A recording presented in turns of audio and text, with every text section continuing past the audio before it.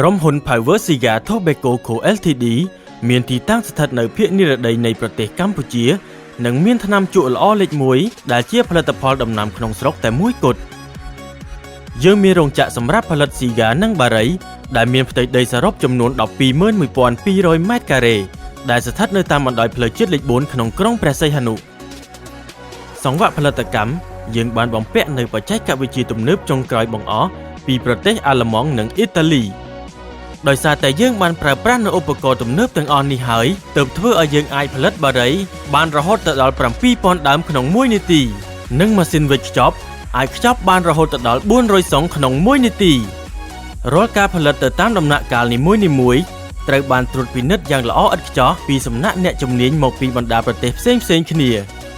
លើសពីនេះទៅទៀតយើងមានផលិតផលដែលសុទ្ធសឹងជាម៉ាកល្បីៗដូចជា Azista, Cambodia Cigarette និង Skylit បារី Azista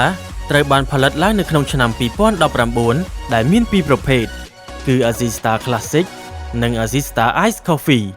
ដែលផលិតឡើងទៅតាមស្តង់ដារគុណភាពពីប្រទេសជប៉ុនហើយត្រូវបានចែកចាយនៅតាមផ្សារទំនើបនានានិងតូបបារីជាង 7,000 តូបក្នុងព្រះរាជាណាចក្រកម្ពុជាបារី Cambodia Cigarette មានពីរប្រភេទគឺប្រភេទ 1953 និងប្រភេទ Golden Age Skylit ត្រូវបានផលិតឡើងពីសន្លឹកថ្នាំសុទ្ធ 100% ពីប្រទេស Zimbabwe និង Brazil និងសន្លឹកថ្នាំពីតំបន់អាស៊ានជាច្រើនទៀតមិនមានលាយនៅសន្លឹកថ្នាំដែលបានប្រើប្រាស់រួចនោះទេ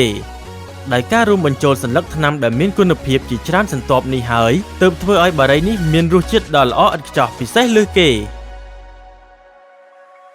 បារី Skylit មានពីរប្រភេទគឺប្រភេទ Memorable Tour និង Original Leaf លើសពីនេះទៅទៀតផងដែរយើងមាន Grandlit ដែលជាប្រភេទស៊ីហ្គាល្អផ្ដាច់គេ Grandlit ត្រូវបានធ្វើតេស្តយ៉ាងសម្រិតសម្រាំងបំផុតពីអ្នកឯកទេសស៊ីហ្គាមកពីបណ្ដាប្រទេសនានា Grandlit ត្រូវបាននាំចេញទៅកាន់ប្រទេសជាច្រើននៅជុំវិញពិភពលោក